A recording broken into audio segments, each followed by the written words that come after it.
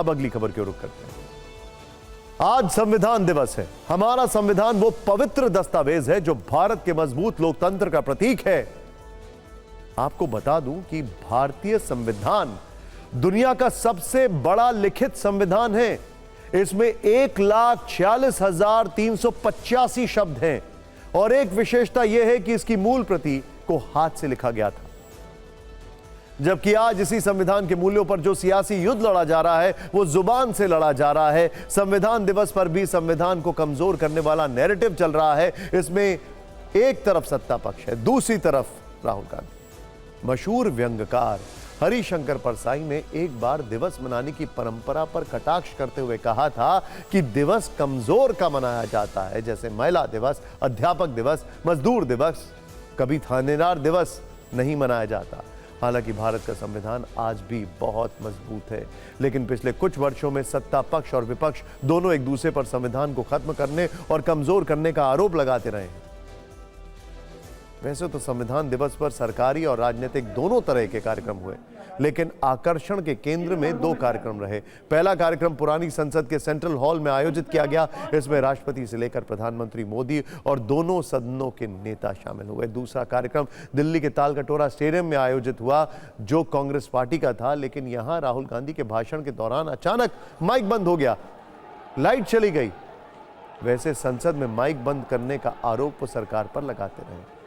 खैर, पहले कांग्रेस के कार्यक्रम की बात करते हैं, जहां संविधान को खत्म करने और दबाने वाले आरोपों की मात्रा ज्यादा रही।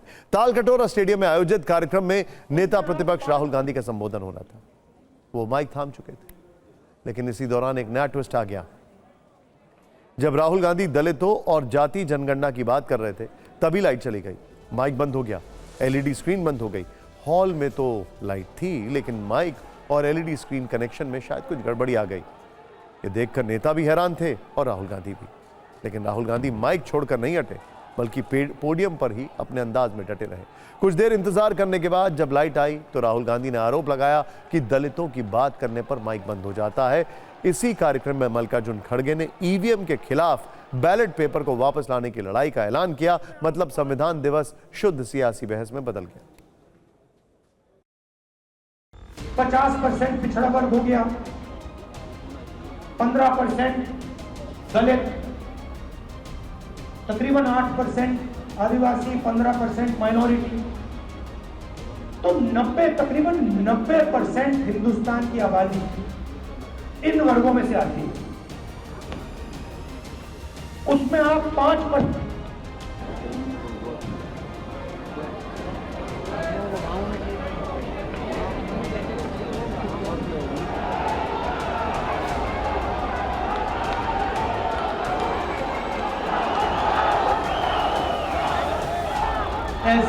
ऐसे ही होता है।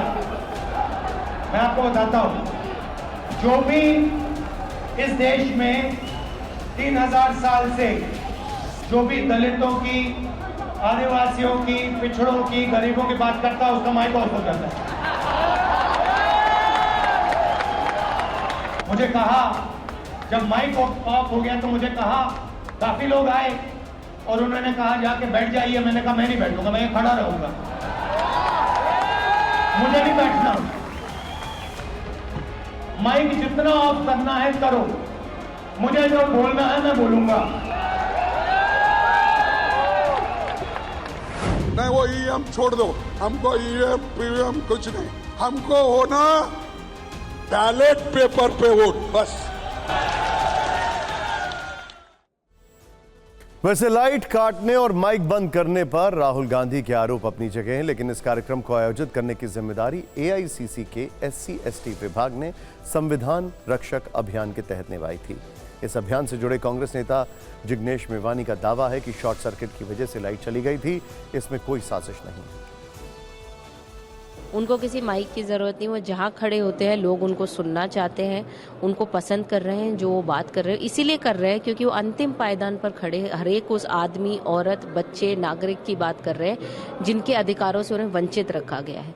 तो माइक बंद करने से या माइक बंद हो जाने से कोई फर्क नहीं पड़ता है। राहुल गांधी जी की आवाज़ बुलंद है। यहाँ तो टेक्निकली बात ही होगी, लेकिन उनके कहने का तात्पर्य ये है, जो माइक बंद करने से राहुल जी के कहने का तात्पर्य यह है कि जब आदिवासी, ओबीसी, वंचित वर्ग, शोषित वर्ग, दलित, कमजोर तबकों की जब बात की जाती है तो सबकी बत्ती गुल हो जाती है। कोई इस बात को सुनना नहीं चाहता। लेकिन ये आपने देखा, हमारा माइक बराबर काम कर रहा है। खैर, संविधान दिवस के मौके पर आज प्रधानमंत्री सुप्रीम कोर्ट परिसर में आयोजित संविधान दिवस समारोह में शामिल हुए। उन्होंने कहा कि ये लोकतंत्र का महत्वपूर्ण दिवस है। संविधान हमारे वर्तमान और भविष्य का मार्गदर्शक है। इसने हर मुश्किल में उचित मार्ग दिखाया।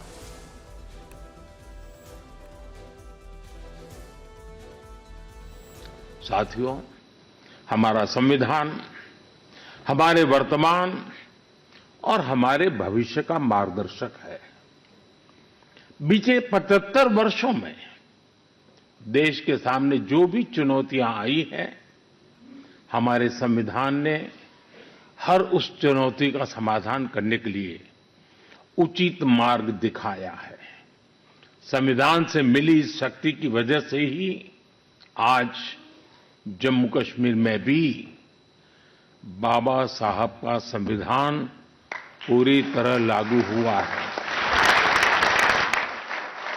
आज वहां पहली बार संविधान दिवस मनाया गया है।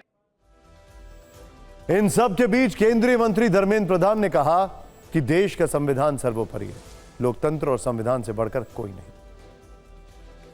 नई पीढ़ी, हमारी देश की नागरिक संविधान को याद रखे, किस मूल्यों के आधार पर संविधान बनी। संविधान सर्वोपरि है। इस देश की प्रजातंत्र संविधान की व्यवस्था से चलती है।